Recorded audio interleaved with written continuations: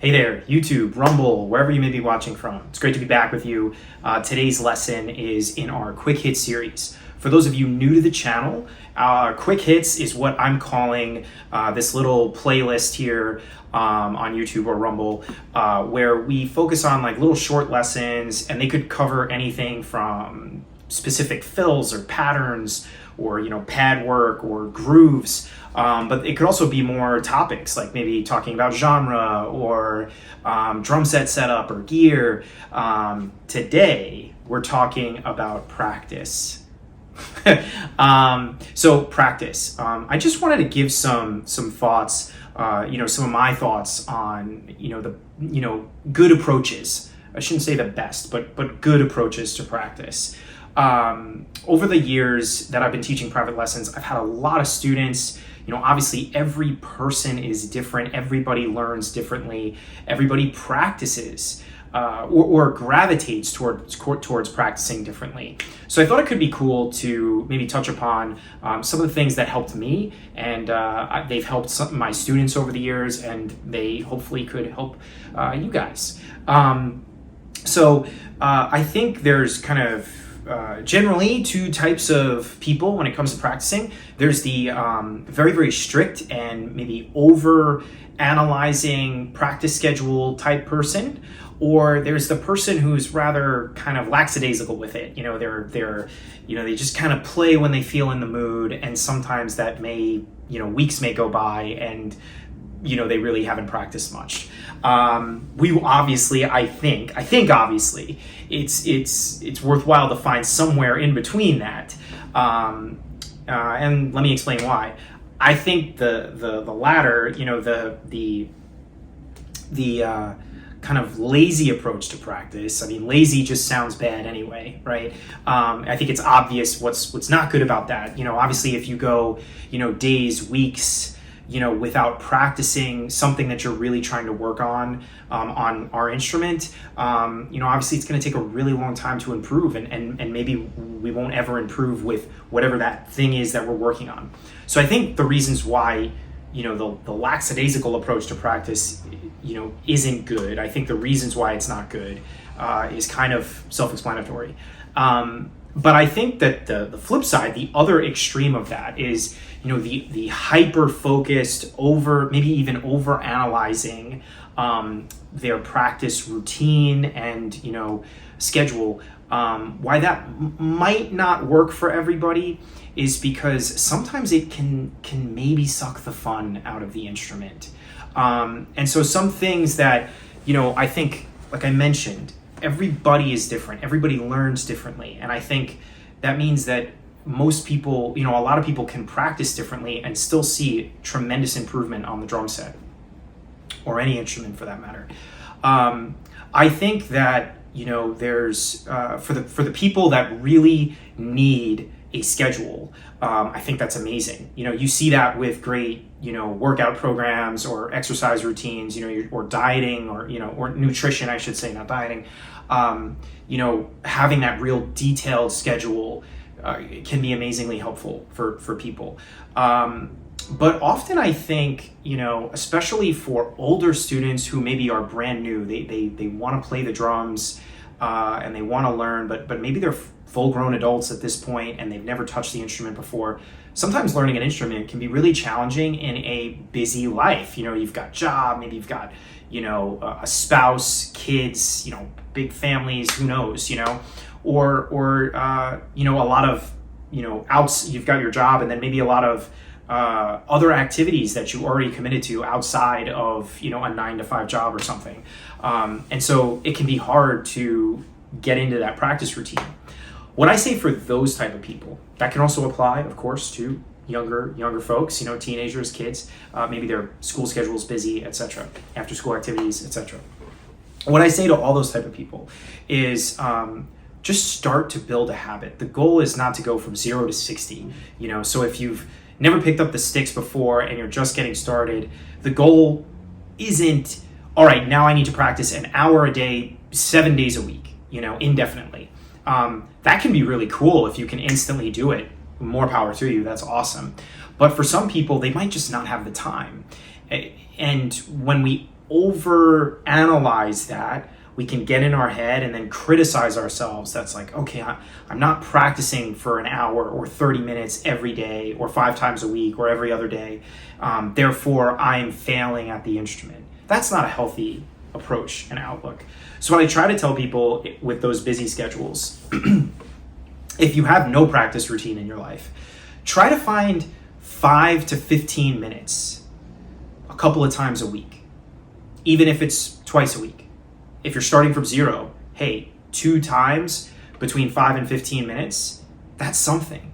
And see if you can do that more than 1 week in a row.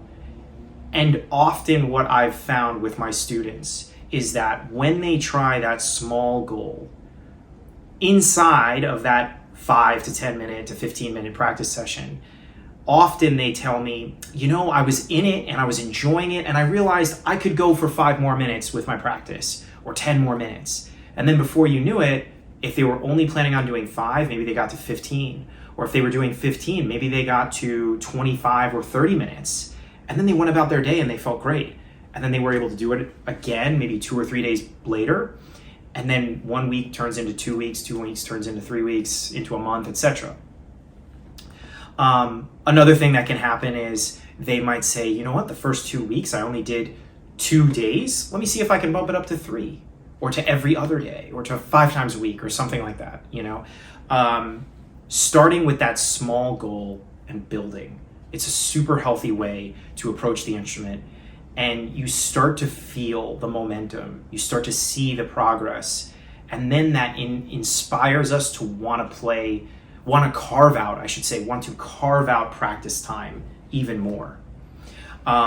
So whether you're an adult, like I described, or a younger kid or teenager, and maybe you have a really busy school and after school schedule, it doesn't matter what age you are. If your schedule is busy, try to take this approach.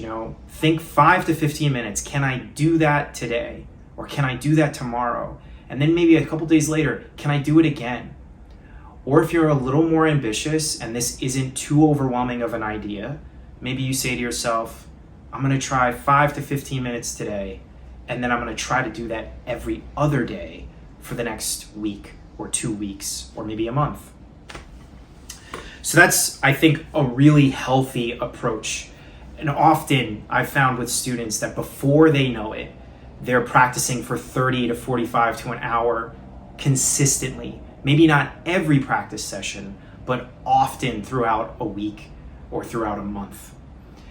Another thing I just wanted to briefly mention is, for some people who really benefit from a detailed schedule, thinking about your daily practice routine or your weekly practice routine and also a monthly practice routine. And maybe you can even say to yourself, where do I want to be with my drumming 6 months from now? Or a year from now? What's my goal for the next 12 months? My big picture goal, like having a big picture goal for 12 months or 6 months or 1 month, and then smaller, more attainable goals over the course of a couple of weeks, a couple of practice sessions, or a couple of months, depending upon how you're organizing your big picture goal. Try to have like maybe a top-down approach. This is for those of you who really benefit from that really detailed, maybe hyper-focused, which is not always, that's not a bad thing, it might not work for some people. But for those of you who really benefit from that, that could be amazingly helpful.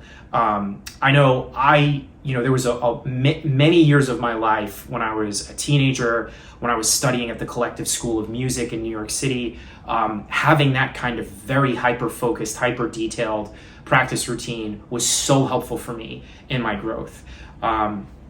Then as my life changed, I started to change certain ways I approached it.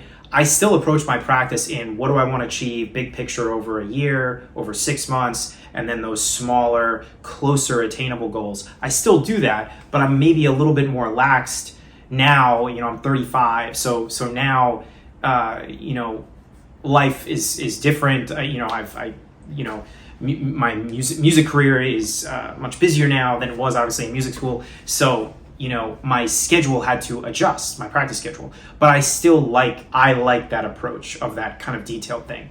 But I understand it is not for everybody. So don't think that because maybe that's the way I do it, or that's the way you heard a really famous drummer does it, don't think that that means you have to do it that way too. I think it's really healthy to try those small practice routines and then let the snowball effect kind of happen naturally. Don't force it, Last thing, in your practice schedule, I think it's good to, to work on stuff, like if you're new to the drums, or if you're studying a really tough genre or something. I think it's great to work out of a book. I also think it's extremely important, maybe even more important, to be listening to music actively, really focusing on studying the songs you're trying to learn or the genre you're trying to learn, because you want to learn the language from the greats, from the pros. That should be a part of your practice time. Listening. Maybe more as you grow, transcribing even. Transcribing drum parts and really trying to learn the language that way. But basically what I'm trying to say is, I think it's important to, over the course of your practice life, your practice routine, whether that's daily, weekly, monthly, etc., to have maybe the bookwork stuff, to have maybe technique-based practice that could include rudiments, doesn't have to, could include things like Muller technique, doesn't have to, but like more of maybe a technique approach. Foot technique as well, heel up, heel down. And then of course, the song study, song repertoire, trying to learn the language of the genre or the band, or the style, the same thing as genre, of music that you're trying to learn. I think those three things, it's like the textbook kind of stuff of like maybe learning the physical grooves or patterns, the rhythmic language, and then studying maybe technique, working on your technique, and then really working on song repertoire, genre repertoire, stylistically studying it. And that could be just listening to records, but actively listening, not passively listening and watching Netflix or something, or just hanging out with your buddies, like actively sitting down and studying a song or an album or an artist. But then also trying to play to songs, trying to play to recordings. I think it's really important to have those three elements consistently in your practice routine. And it's totally doable, even in those short 5 to 15 minute practice sessions. Maybe you don't hit all three of those in one session, but over the course of a week, over the course of bi-weekly or monthly, you can absolutely have a real great snowball effect going with those three topics. Okay, so I tried to keep this video short and sweet. It is the quick hit series after all. I hope this was helpful. If you have any questions, please drop a comment below. I am more than happy to chat with you guys there. And if you would like a follow-up video to elaborate on one or all of this, I would be more than happy to do that. So please let me know in the comments below. If you like this video, hit the like button. If you haven't yet subscribed to the DrumShed here on YouTube or even over on Rumble, I'd be so grateful if you would subscribe, and if you like this even further, share it. Do all the YouTubey stuff. It really helps kind of grow this channel and help this channel reach new people. And anyway, I'm so grateful for your support. Thank you for watching this video, and I hope you have a very blessed day.